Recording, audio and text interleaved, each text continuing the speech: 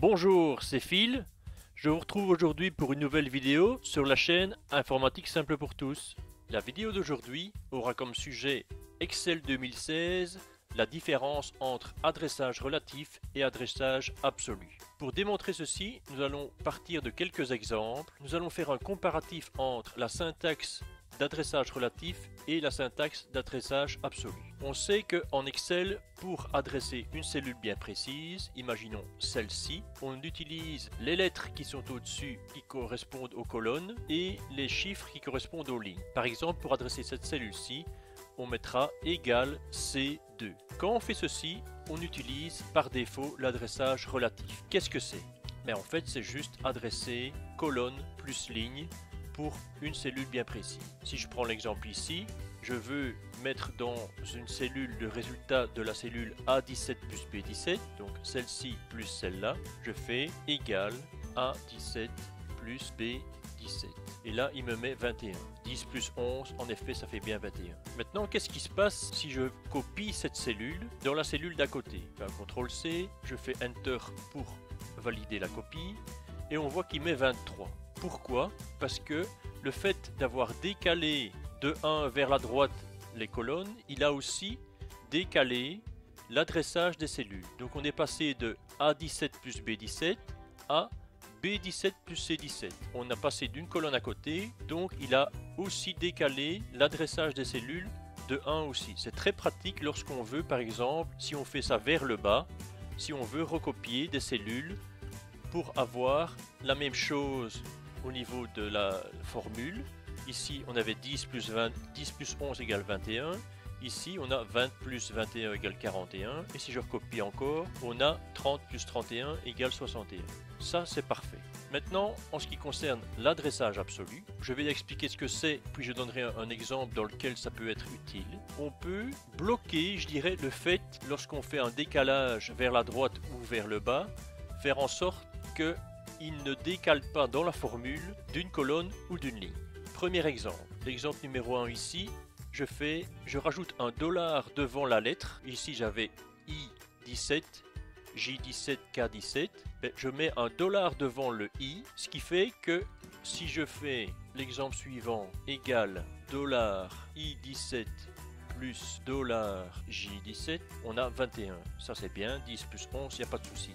Si je décale vers la droite, on reste à 21 parce qu'il n'a pas fait le décalage au niveau de l'adressage. On reste toujours bien de I17 J17 à I17 J17. Maintenant, si on le copie vers le bas, là, vu qu'on n'a pas mis dollar devant le 17 qui était là, on se retrouve bien avec un dollar I18 plus dollar J18. Maintenant, on va voir le deuxième exemple qui est ici, où je vais mettre le dollar devant le numéro de ligne et pas le numéro de colonne. Donc je fais égal I dollar 17 plus J dollar 17 et je fais le décalage vers la droite. Là, on est passé à 23. Donc il a la même chose que pour l'adressage relatif parce que là, on est à un adressage mixte. Il y a du relatif et de l'absolu entre les deux.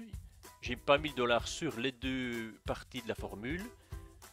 Et si je copie vers le bas, là il reste à 21 parce que j'avais dit qu'il fallait bloquer la ligne 17.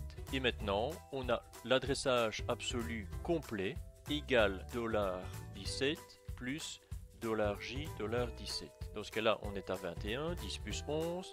Si je copie vers la droite, on reste à 21. Et si je copie vers le bas, on reste à 21 aussi. Donc là, rien n'a été décalé au niveau de la formule, ni vers la droite, ni vers le bas. Je vais maintenant montrer un exemple qui va illustrer l'utilité de l'adressage absolu. Je vais ici sur mon onglet exemple. J'ai ici une taxe de 100 €, diverses dénominations avec le prix de vente. Et je vais dire, je voudrais dans la colonne C, pour chaque dénomination, voiture, vélo, télévision, etc., je voudrais faire afficher le prix de vente plus la taxe de 100 €.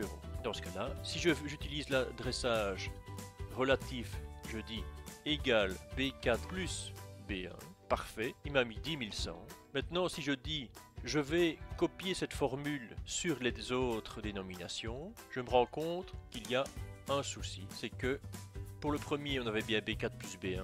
Pour le deuxième, il a bien pris le B5, prix de vente du vélo, mais il n'a pas le B1 qui représentait la taxe n'est plus pris. Pour la télévision, il a bien pris le prix de vente de 180, mais il a voulu additionner le libellé qui est en B3. Pour la moto, il a pris B7 plus B4, donc 2300, et il a rajouté 10 000.